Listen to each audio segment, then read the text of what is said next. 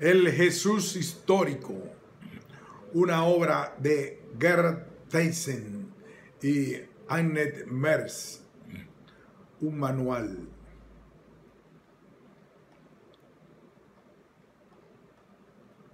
Prólogo. El estudio del Jesús histórico iba asociado en la generación anterior a la idea de una escasa relevancia teológica.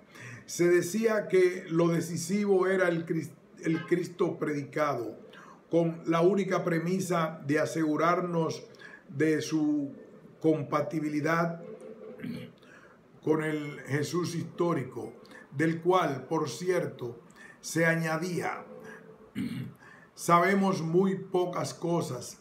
Esta idea ha calado.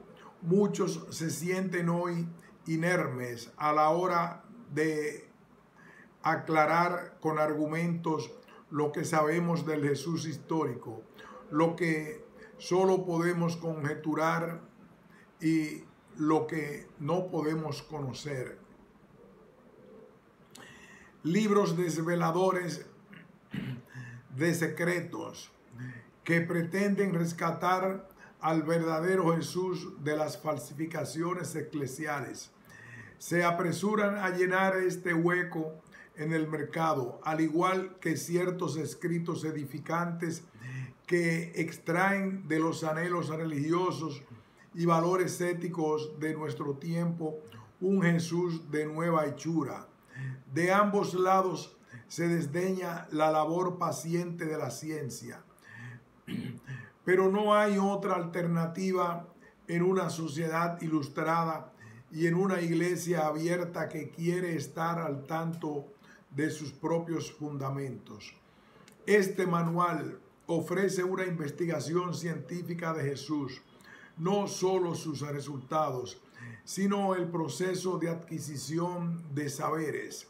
Está escrito con la convicción de que 200 años de investigación histórico-crítica en torno a Jesús y las fuentes sobre él y su entorno, enormemente ampliadas en este periodo, han arrojado resultados importantes.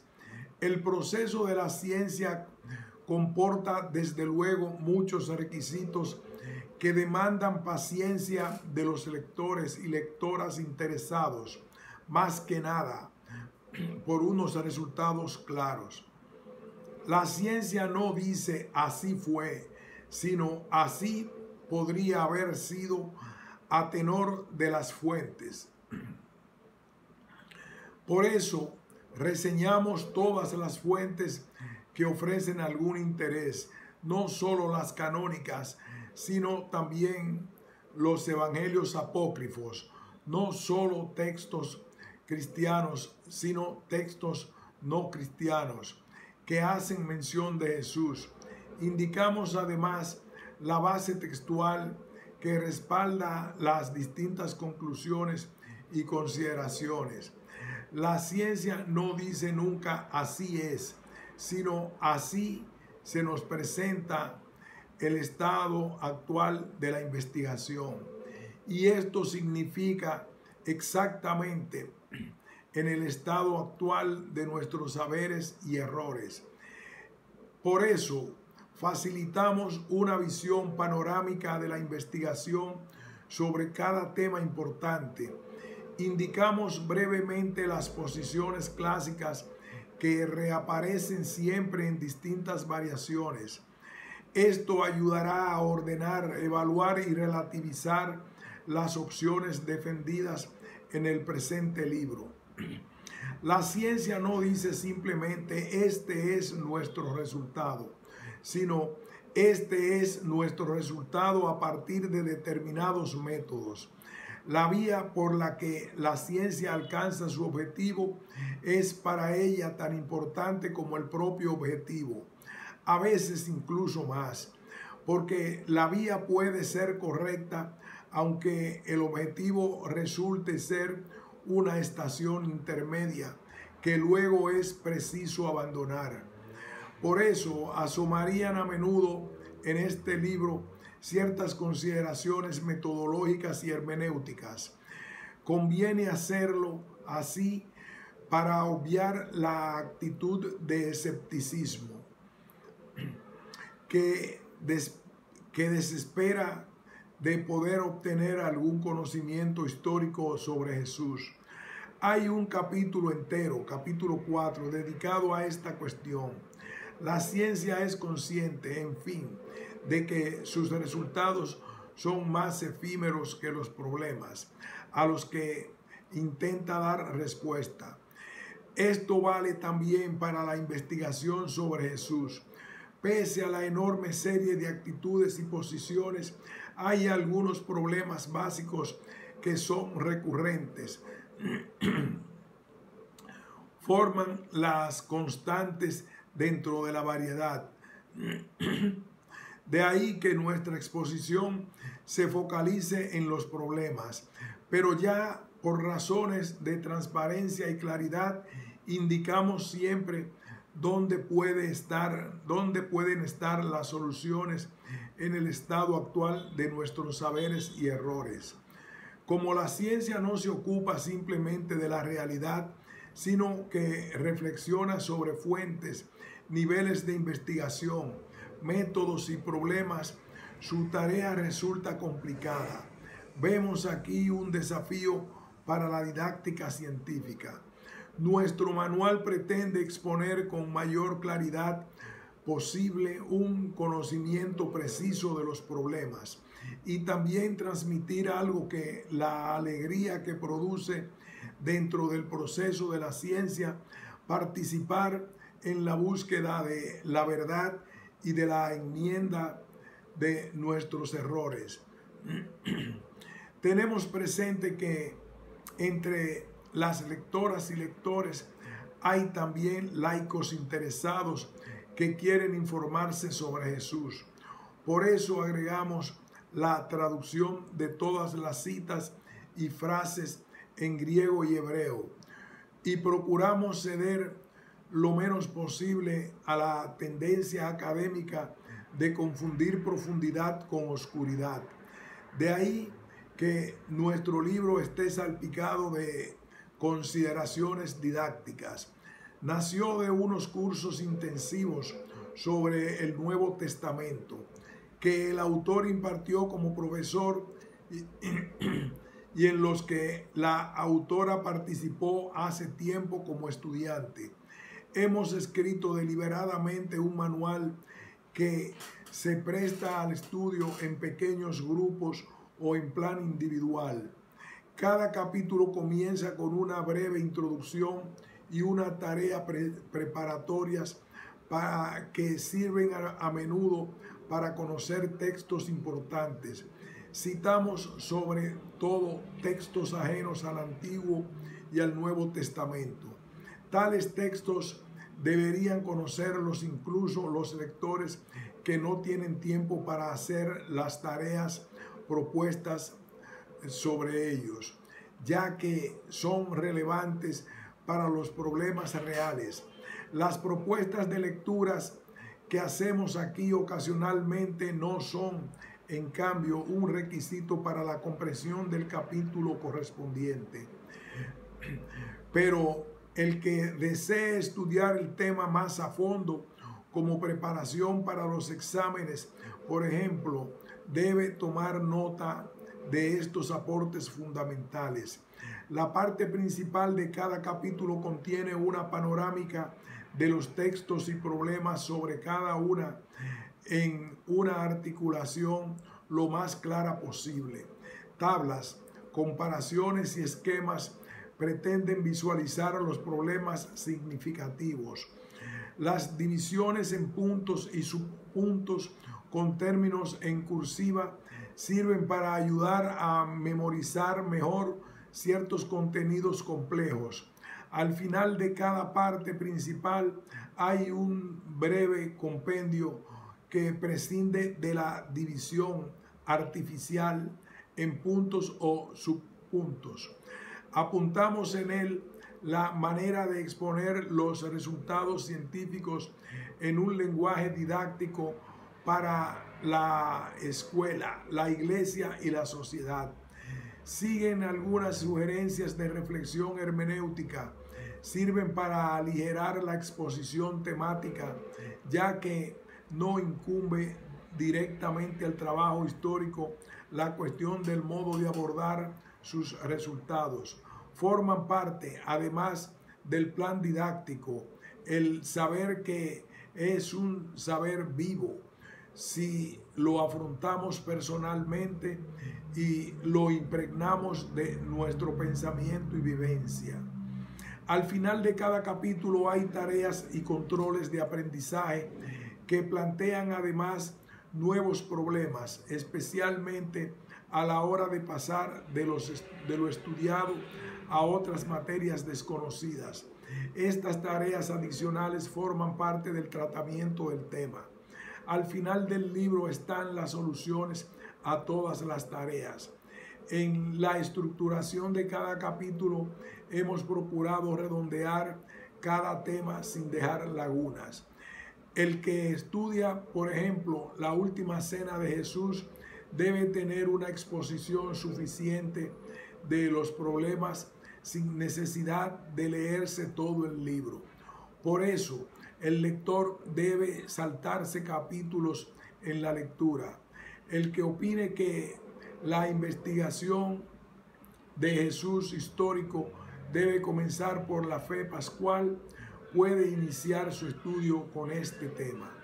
Un manual como el presente, que pretende exponer la investigación realizada en torno a Jesús y no las ideas preferidas de sus autores, no por eso deja de estar marcado por una determinada imagen de Jesús. Es una imagen contextual. Vemos a Jesús en el contexto del judaísmo y de la historia local, social y política de su tiempo. También detrás de este libro hay precomprensiones, interés e intereses. Así, creemos que el Jesús histórico puede facilitar un acceso al judaísmo por su afinidad, que al estudio de su mensaje afina la conciencia social, y que el encuentro con él modifica la pregunta por Dios. El libro es un trabajo realizado en común. Los dos autores nos responsabilizamos de todas las secciones en su redacción, pero nos hemos distribuido el trabajo. La mayor parte de los capítulos 1, 4, 5, 7, 16 han sido elaborados por Gerd Theissen. Los capítulos 2, 3, 6 son obra de Annette Mers.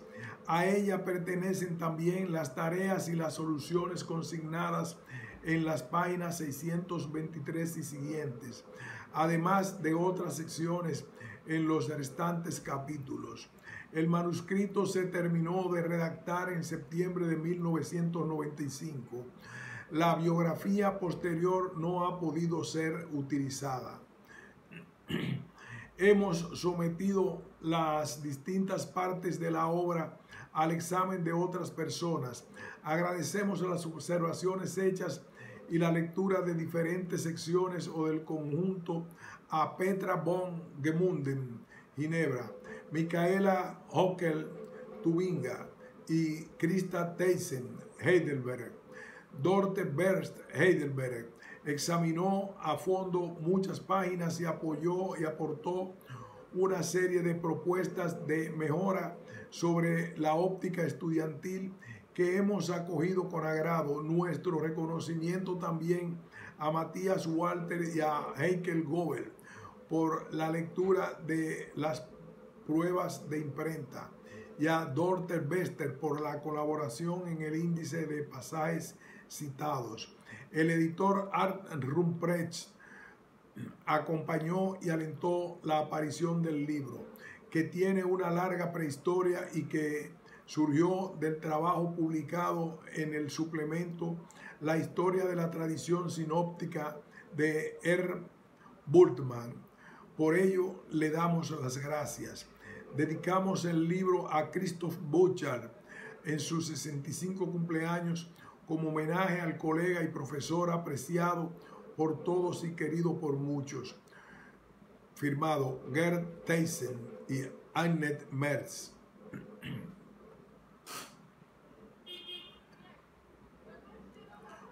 Fuentes bibliográficas y siglas.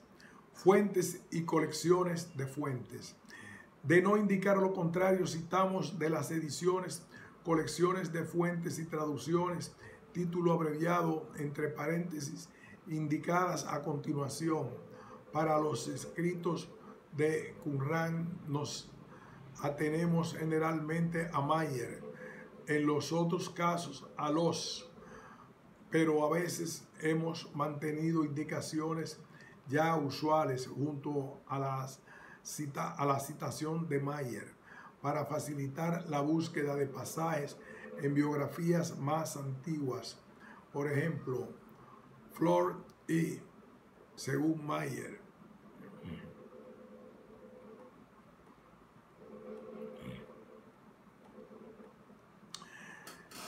La historia de la investigación en torno a la vida de Jesús.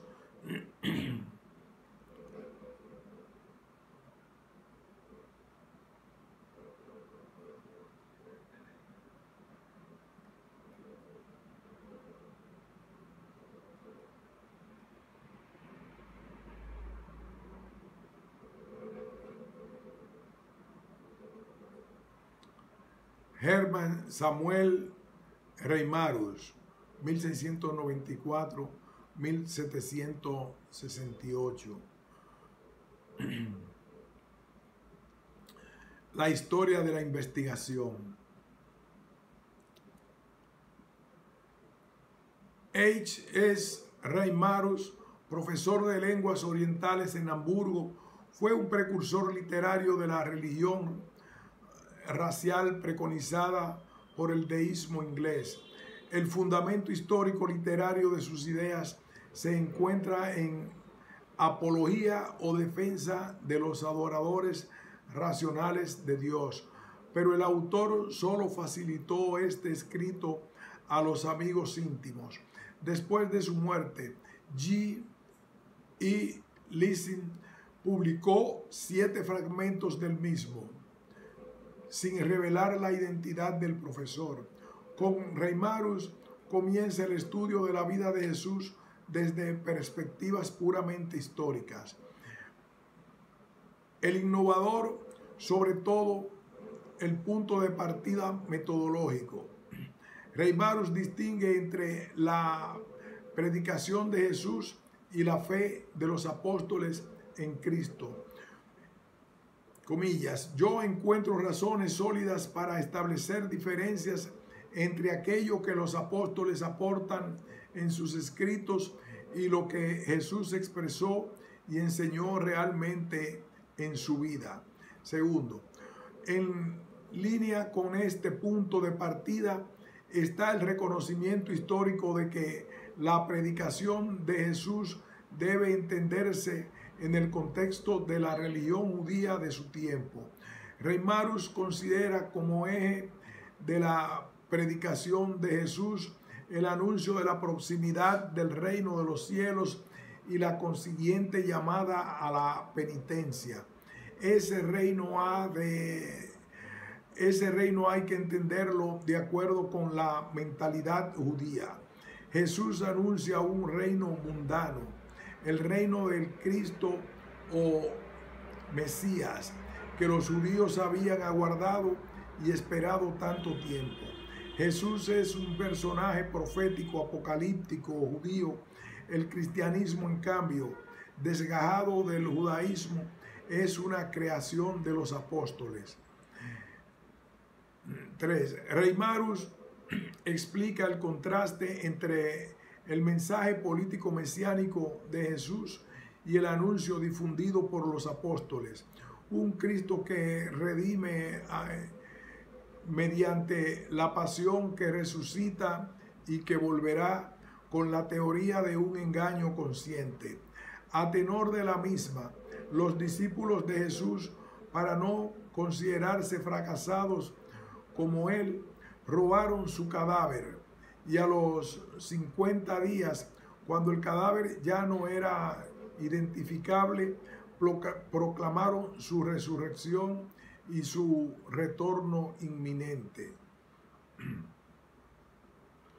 La separación metodológica entre el Jesús histórico y la fe de los apóstoles en Cristo ha sido decisiva hasta hoy, y ahora se postula de nuevo la inserción de Jesús en su contenido judío.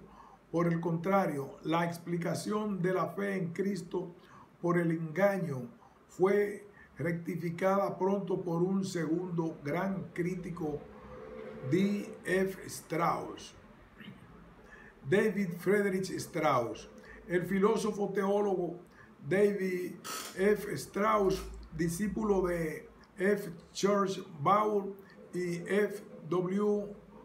Hegel, publicó en 1835-36 Una vida de Jesús, que causó sensación, desató una oleada de réplicas y condenó al autor al ostracismo social para el resto de su vida, pero cuya tesis fundamental sobre el ingrediente mítico de la tradición jesuática no pudo ser ya eludida por la investigación.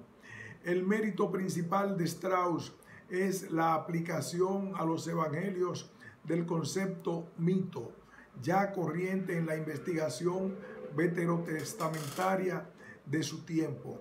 Strauss considera el enfoque mítico de la tradición de Jesús como una síntesis en sentido hegeliano de las interpretaciones insuficientes del sobrenaturalismo por una parte y el racionalismo por otra. El mayor interés que ofrece la interpretación racionalista de la vida de Jesús radica en la explicación racional de los milagros de Jesús y de los rasgos maravillosos que aparecen en los evangelios. Cabe mencionar a H.E.G. Paulus, 1789-1851, en este sentido, con unas consideraciones más o menos ingeniosas. El autor intenta hacer comprensibles los milagros a la conciencia ilustrada, la resurrección como una muerte aparente, el caminar sobre las aguas como una visión de los discípulos, etc. Y disculpa la exposición de los evangelistas como una concesión de afán milagrero de los judíos.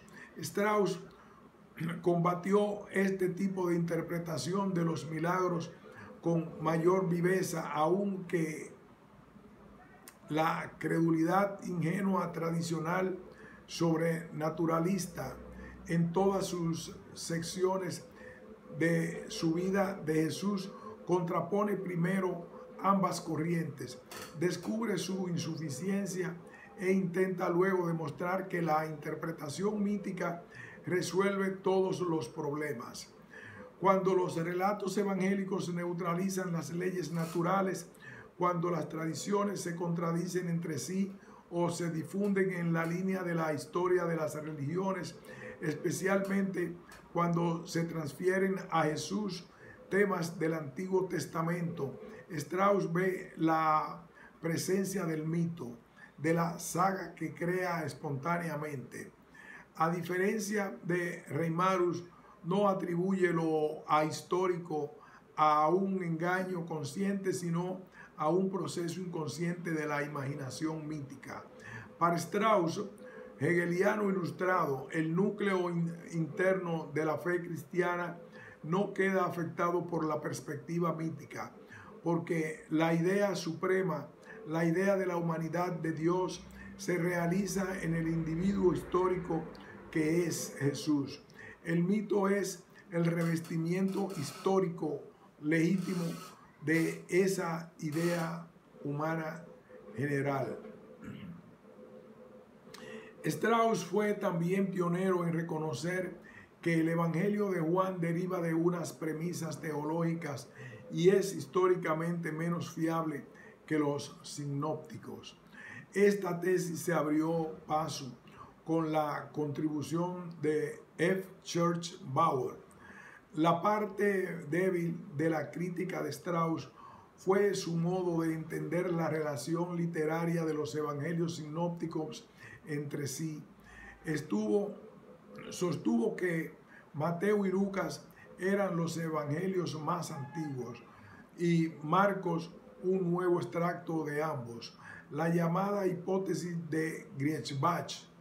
Una vez que la teoría de las dos fuentes llegó a aclarar esa relación, la teología liberal confió en poder neutralizar el impacto causado por Strauss. Segunda fase.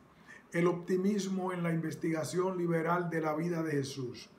La época del imperio de Guillermo II fue en Alemania el periodo de eclosión del liberalismo teológico y de la clásica investigación de la vida de Jesús, con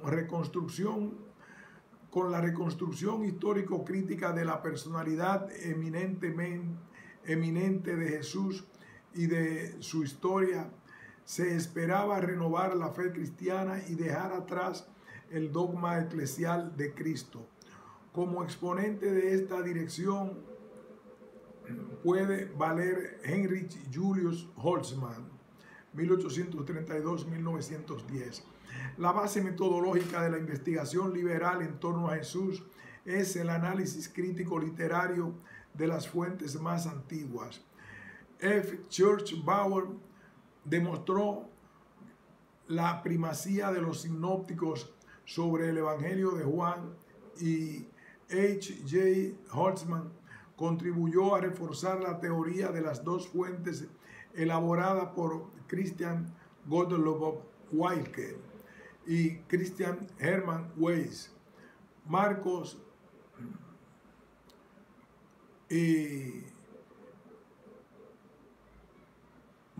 y Q fueron considerados como las fuentes más antiguas y fiables para el estudio de Jesús histórico, cuando el primero había estado en la penumbra hasta entonces y la segunda era una reconstrucción de la ciencia. Sobre esta base parecía posible la emancipación de la imagen de Jesús vigente tradicionalmente en las iglesias. Holtzmann tomó el Evangelio de Marcos. Holtzmann tomó del Evangelio de Marcos el armazón de la vida de Jesús. Consideró Marcos 8 como un punto de inflexión en su evolución biográfica. En Galilea emergió la conciencia mesiánica de Jesús, que en Cesarea de Filipo se dio a conocer a los discípulos como Mesías. Holtzmann colocó en el marco biográfico tomado de Marcos las palabras auténticas de Jesús reconstruidas a partir de la fuente de los Logia. 3. La idea a priorística de un desarrollo de la personalidad de Jesús reflejado en las fuentes junto con un agudo análisis crítico literario dio origen a las vidas de Jesús de signo liberal que pretenden encontrar en las fuentes el ideal de personalidad de sus propios autores. Tercera fase. Colapso en la investigación de la vida de Jesús. En la fase terminal del liberalismo teológico, a principios del siglo XX, hubo 3 hallazgos científicos que llevaron al colapso la teología de la vida de Jesús. La obra Investigación sobre la vida de Jesús de A. Schweitzer reveló el carácter proyectivo de las imágenes que ofrecían las vidas de Jesús. Schweitzer mostró que cada una de las imágenes liberales de Jesús reflejaba exactamente aquella estructura de personalidad que su autor consideraba como el ideal ético supremo. W. Rede puso de manifiesto en 1901 el carácter tendencioso de la fuente más antigua que se conserva para la vida de Jesús. El Evangelio de Marcos es expresión de una dogmática comunitaria. Proyecta en la vida de Jesús la mesianidad que le fue atribuida después de Pascua. Pero la vida de Jesús no había tenido nada de mesiánica. La ahistórica teoría del secreto mesiánico destiñe todo el Evangelio de Marcos. Esto, continúa W. Wright, frustró la posibilidad de distinguir con el recurso a dos fuentes antiguas entre la historia de Jesús y la imagen propascual de Cristo. 3. K. L. Smith puso de relieve el carácter fragmentario de los evangelios, señalando que la tradición jesuática consta de pequeñas unidades y que el marco cronológico y geográfico de la historia de Jesús fue creado secundariamente por el evangelista Marcos. Con ello quedaba excluida la posibilidad de inferir un desarrollo de la personalidad de Jesús a partir del orden sucesivo de las perícopas. La historia de las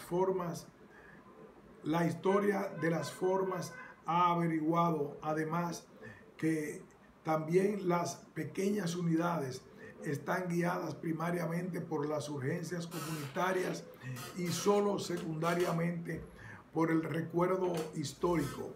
El carácter carismático de la tradición sobre Jesús determina hasta la más pequeña perícopa.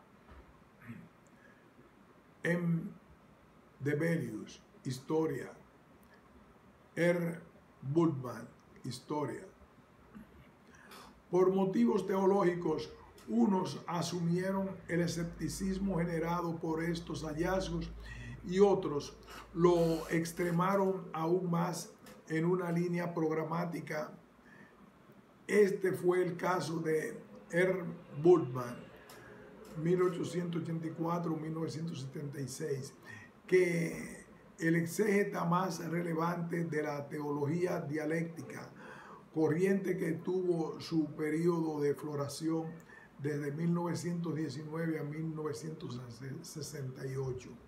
La teología dialéctica contrapone Dios y mundo tan radicalmente que solo se tocan en un punto, como la tangente y el círculo.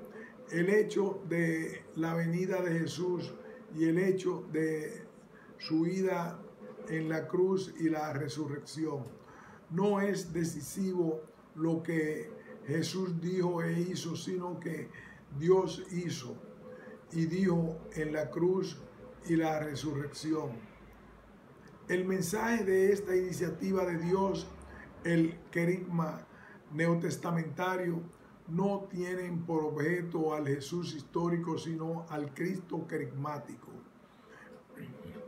Según la filosofía existencialista, el ser humano cobra su autenticidad en la decisión y esta no se basa en argumentos objetivables, como es la ciencia histórica. Para un existencialismo cristiano, este acto decisorio consiste en la respuesta a la llamada que Dios hace en el querigma de la cruz y la resurrección de Cristo. El hombre responde muriendo y viviendo existencialmente con Cristo. Los dos esquemas teológicos más acabados que ofrece el Nuevo Testamento muestran escaso interés por el Jesús histórico. En Corintios 5:16, Pablo resta importancia teológica al hecho de haber conocido o no a Cristo en su vida mortal. En el Evangelio de Juan, el revelador revela únicamente que Él es el revelador. Ambos esquemas desarrollan el querigma, es decir, una fe pospascual que a la luz de la cruz y la resurrección borró memoria prepascual. Si D. F. Strauss hizo consistir la verdad del mito de Cristo en la idea de R. Bultmann, la reduce al querigma, a una llamada de Dios que viene de fuera. Cuarto, la investigación basada en la historia de las religiones puso en claro que Jesús pertenecía teológicamente al judaísmo y que el cristianismo solo comienza con la Pascua. R. Bultmann extrajo la conclusión: la enseñanza de Jesús no es relevante para una teología cristiana. Reconoció, sin embargo, que la cristología pospascual queda implícitamente sugerida en la llamada prepascual al acto decisorio. Este fue el punto de partida para que sus discípulos formularan la pregunta por el Jesús histórico desde nuevos supuestos. Cuarta fase, la nueva pregunta por el Jesús histórico. Mientras la antigua pregunta liberal establecía un antagonismo entre el Jesús histórico y la predicación de la Iglesia, la nueva pregunta, gestada en el grupo de discípulos de Bultmann, comienza por el Cristo carismático e indaga si su condición divina, manifestada en la cruz y la resurrección, tienen algún respaldo en la predicación prepascual de Jesús. 1. El propio querigma cristológico obliga a repreguntar por el Jesús histórico, ya que remite a un personaje terreno frente a los grupos entusiásticos y lo representa como tal en los evangelios. La identidad entre el Jesús terreno y el Cristo exaltado es algo que los escritos del cristianismo primitivo dan por supuesto. 2. La base metodológica de la pregunta por el Jesús histórico es la confianza en la posibilidad de encontrar un mínimo de tradición jesuática auténtica, garantizado críticamente, una vez descartado todo lo que puede derivarse del judaísmo y del cristianismo primitivo. En lugar de la construcción crítico-literaria de las fuentes más antiguas, practicada por la investigación de la vida de Jesús, en la teología liberal aparece un método comparativo basado en la historia de las religiones y de las tradiciones, el criterio de la diferencia. 3. La búsqueda de un nuevo apoyo prepascual para el querigma de Cristo es independiente de que Jesús hubiera usado o no títulos cristológicos como Hijo del Hombre, Mesías o Hijo de Dios. Estos últimos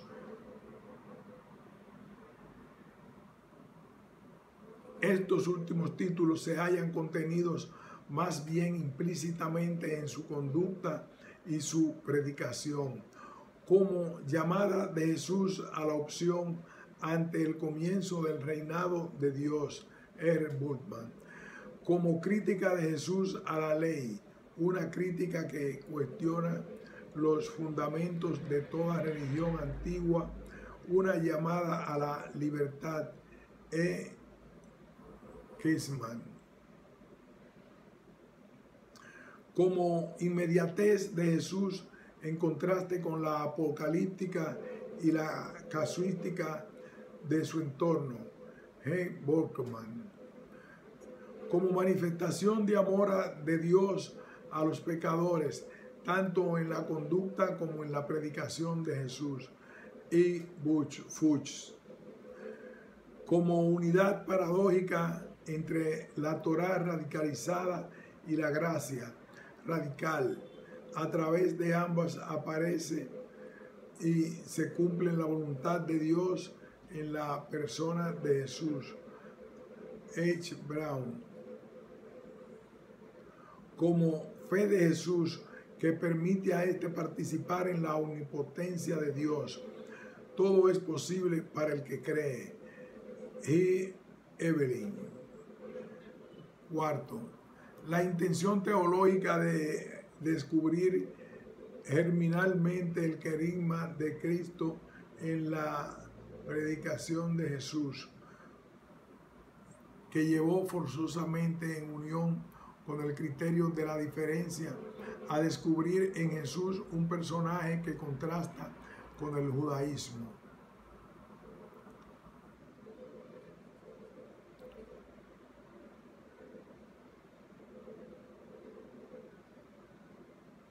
Quinta fase. Al debilitarse los ecos de la escuela de Boltzmann, fueron apareciendo los aspectos unilaterales de la nueva pregunta por el Jesús histórico. Esta pregunta había estado determinada por el empeño teológico en fundamentar la identidad cristiana, acotándola frente al judaísmo y asegurándola contra las herejías del cristianismo primitivo como la gnosis y los grupos entusiásticos. Por eso prefirió las fuentes canónicas ortodoxas, la Third Quest, que florece sobre todo en el área lingüística anglosajona. No seguía por el inglés teológico, sino por un interés histórico-social. No busca la delimitación del cristianismo primitivo frente al judaísmo, sino su inserción en él. Ni da preferencia a las fuentes canónicas, sino que mantiene abierta a las no canónicas, a veces heréticas. Primero, el interés sociohistórico. La aparición y el destino de Jesús viene a condensar las tensiones características de la sociedad judía del siglo I después de Cristo. Los movimientos análogos de renovación milenaristas en otras culturas están marcados siempre por una figura profética dominante. Podemos detectarla también en el cristianismo primitivo, entre el círculo jesuático prepascual y el cristianismo pospascual. Hay una continuidad en el aspecto social.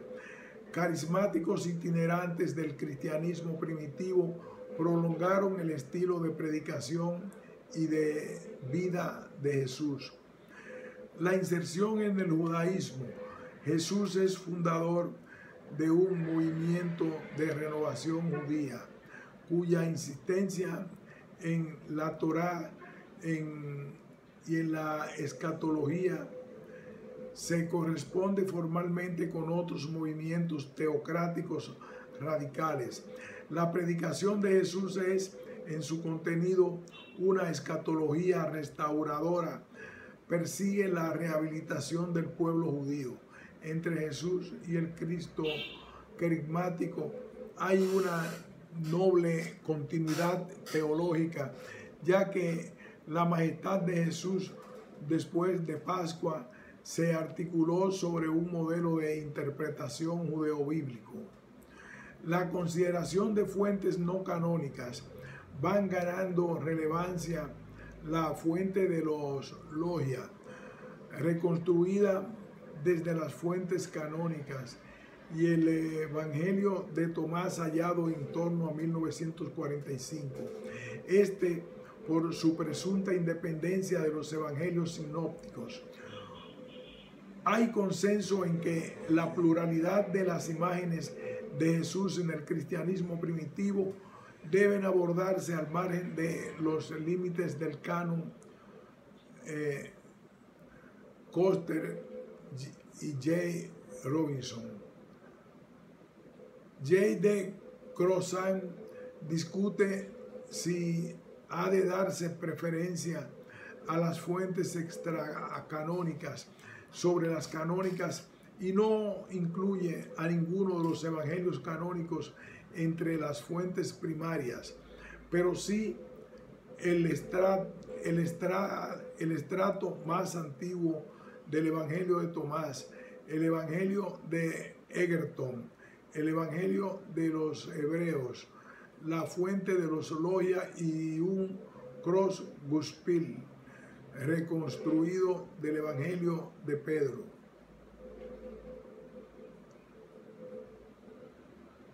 La investigación se ha ido ramificando dentro de la Third Quest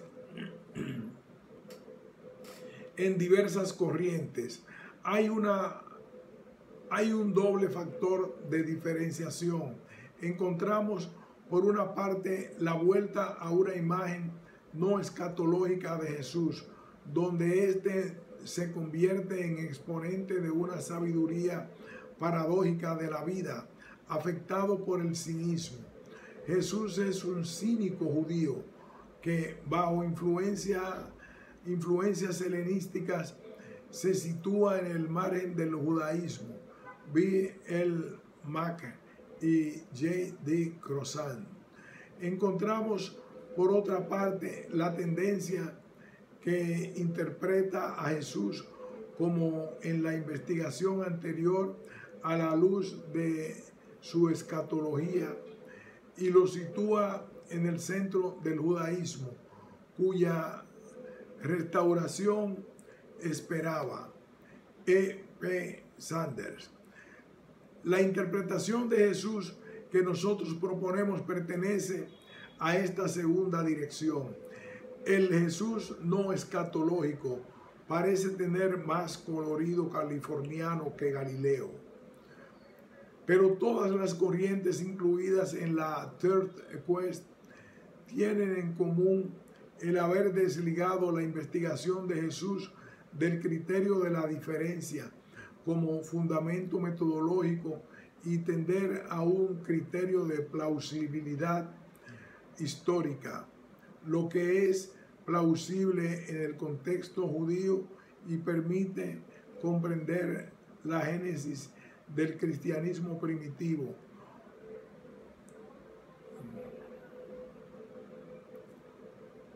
Y tender a un criterio de plausibilidad histórica, lo que es plausible en el contexto judío y permite comprender la génesis del cristianismo primitivo.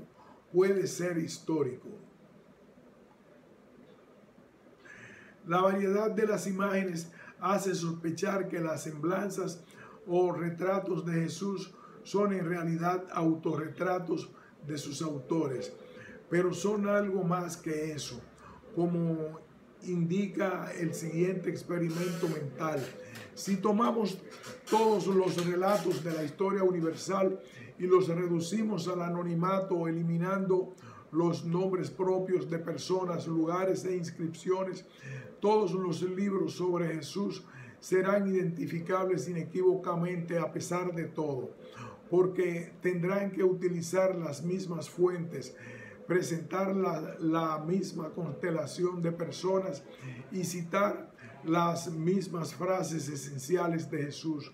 Ya expresiones como 12 discípulos, el imperativo amad a vuestros enemigos y la referencia a la crucifixión serían suficientes para la identificación certera. No obstante, quedaría un amplio espectro de incertidumbre porque todas las exposiciones de Jesús contienen un elemento constructivo que va más allá de los datos contenidos en las fuentes. La imaginación histórica crea con sus hipótesis un aura de ficción en torno a la figura de Jesús en tanta medida como la imaginación religiosa del cristianismo primitivo, porque en ambos casos actúa una facultad creativa alimentada por el mismo personaje histórico. En ambos casos, obra de modo imprevisible símbolos religiosos, imágenes y mitos pueden interpretarse siempre desde nuevas perspectivas y las hipótesis históricas pueden corregirse. Ni la construcción religiosa ni la construcción histórica se comportan por eso arbitrariamente, sino en virtud de unas convicciones axiomáticas. La imaginación religiosa del cristianismo primitivo es guiada por la firme creencia de que a través de Jesús es posible una toma de contacto con Dios, la realidad última. La imaginación histórica es determinada por unas convicciones básicas de la conciencia histórica. Todas las fuentes proceden de personas falibles y han de someterse, por tanto, a la crítica histórica. Además, deben ser interpretadas a la luz de un relativismo histórico que es consciente de que todo está en correlación con otras cosas, todo tiene analogías. Vale, en fin, el principio de que la distancia histórica prohíbe la interpretación anacrónica de las fuentes en el marco de los valores y creencias de cada momento. Las exposiciones científicas sobre Jesús son constructos de la imaginación histórica, rígidos por esos principios.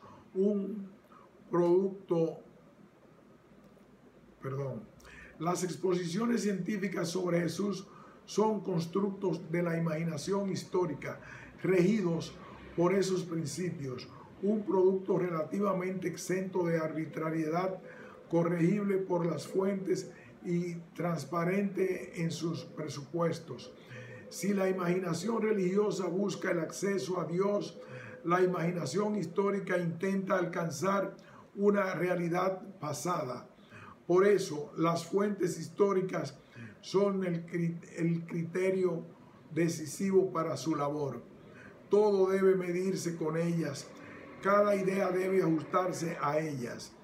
Por eso, también la exposición científica sobre Jesús ha de comenzar siempre con una presentación de las fuentes sobre el Jesús histórico.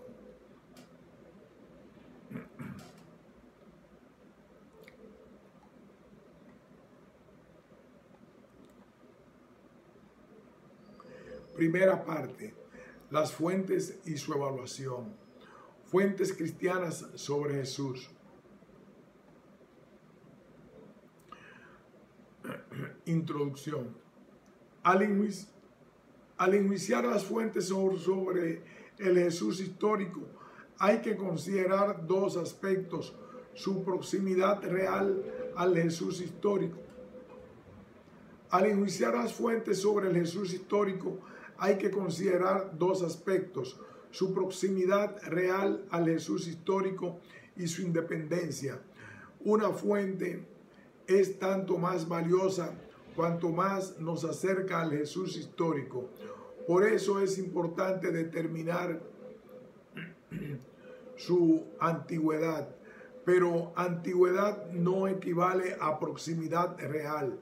Las cartas de Pablo son más antiguas que los evangelios sinópticos y, sin embargo, estos aparecen más próximos a la realidad del Jesús histórico. Ante todo, porque contienen numerosas tradiciones sueltas que son anteriores a las cartas paulinas, pero sobre todo porque están exentos de la tendencia paulina a ver en Jesús a un ser mítico preexistente. La tradición de la Iglesia antigua intentó asegurar la proximidad real de los evangelios atribuyéndolos a autores apostólicos. Los evangelios de Mateo y Juan proceden, según ella, de apóstoles de Jesús, testigos oculares, y los de Marco y Lucas, de discípulos de apóstoles, personas que tuvieron acceso a tradiciones de testigos oculares.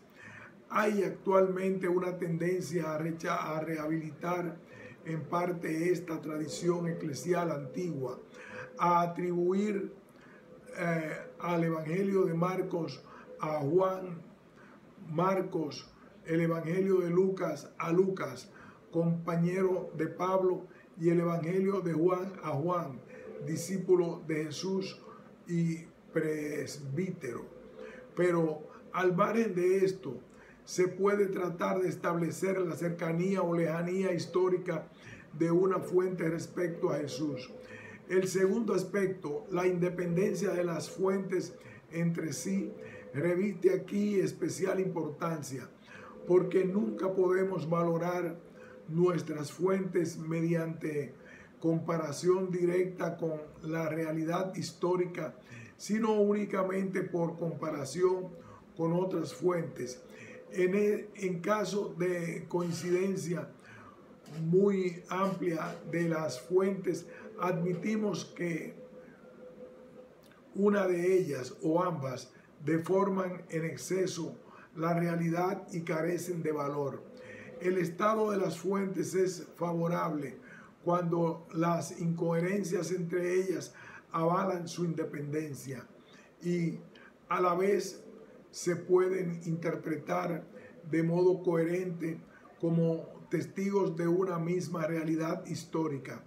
Cuando se trata de escritos basados en tradiciones, la independencia de varias fuentes entre sí puede referirse a estas tradiciones, al margen de que el autor que las reunió conociera acaso los otros evangelios.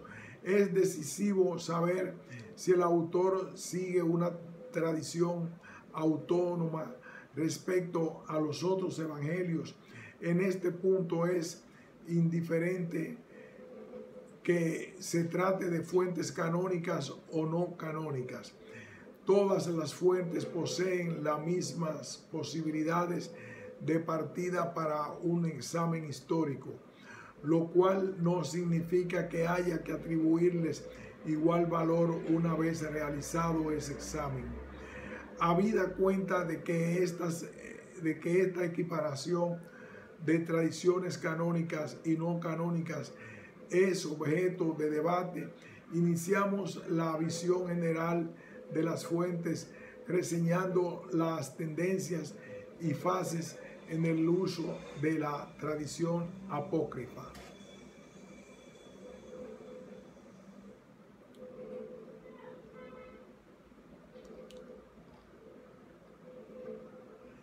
Importancia de la literatura cristiana extracanónica para la investigación de Jesús. Tendencias y fases en la investigación. Avancemos algunas aclaraciones terminológicas entre las fuentes extracanónicas. Se distinguen tradicionalmente varios grupos de escritos cuya denominación se tiende hoy a cuestionar.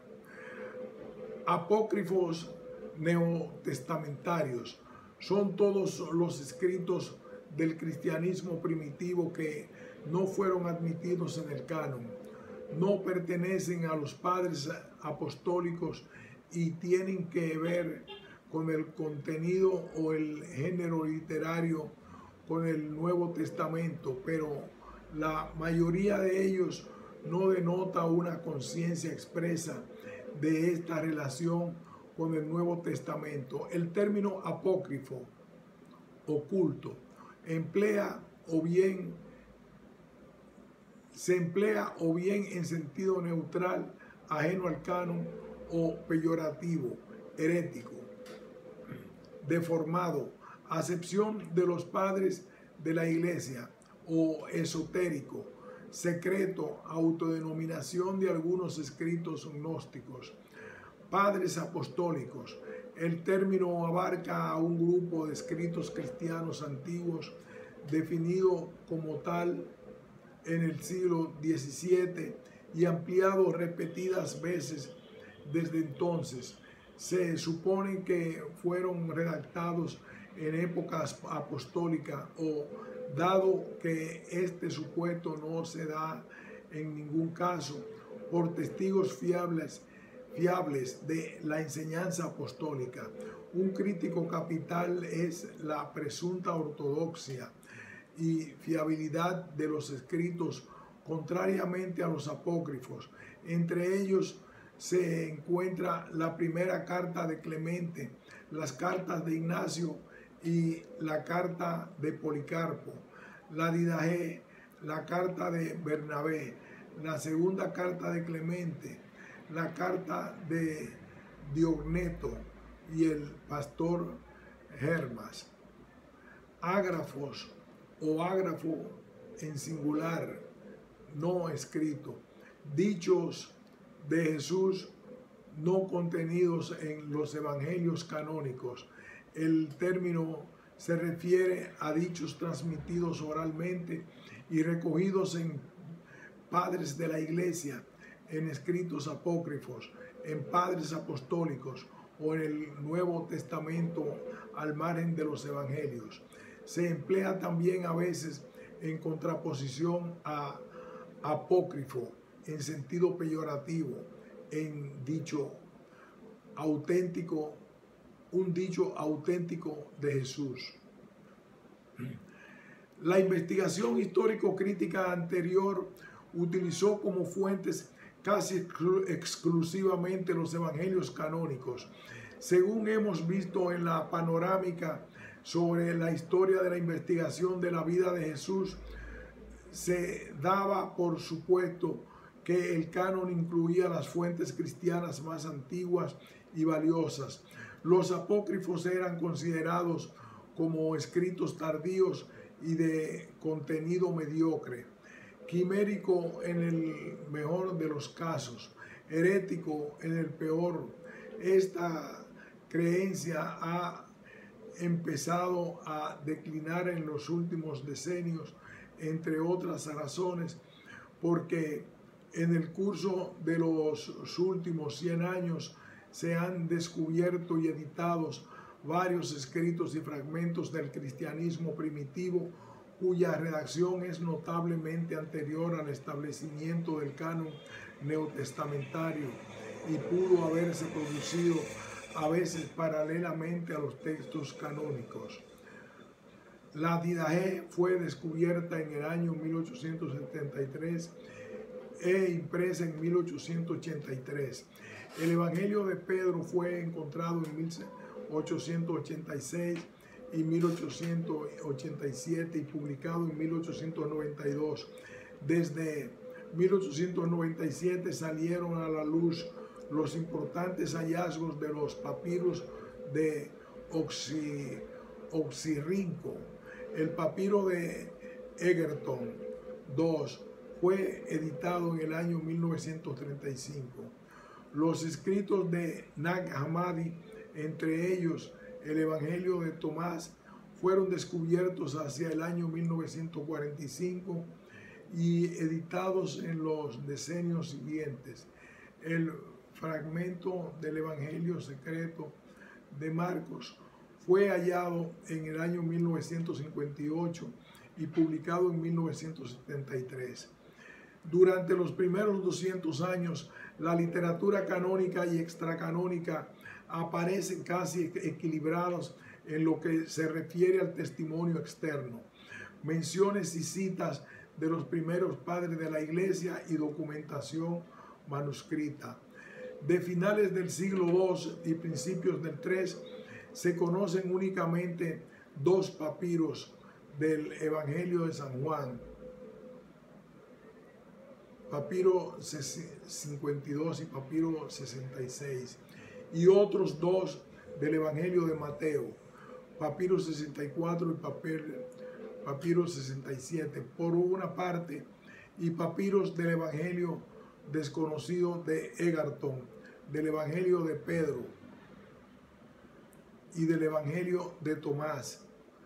Por otra, del siglo XIII se poseen varios papiros de todos los evangelios canónicos y fragmentos del Evangelio de Tomás, del protoevangelio de Santiago, papiro Bodmer, del Evangelio de María, papiro P. Ox 3525, y de un evangelio desconocido, papiro Rainer Fayum fragment.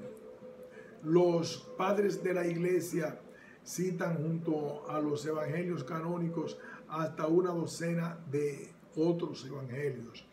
A pesar de ello, el valor de la literatura extracanónica para investigar la historia del cristianismo primitivo y la historia de Jesús ha sido y sigue siendo muy discutido.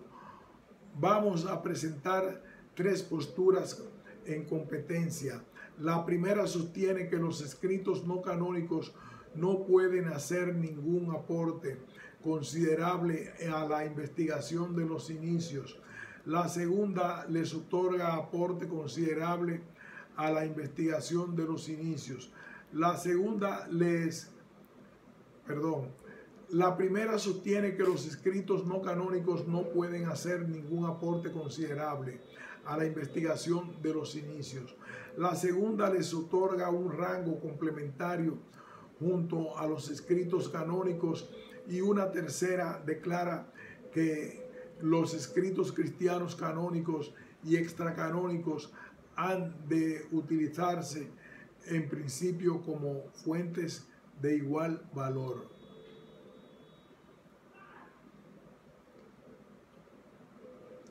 Aquí haremos una pausa y continuaremos con la esterilidad de los escritos apócrifos en la investigación de la vida de Jesús.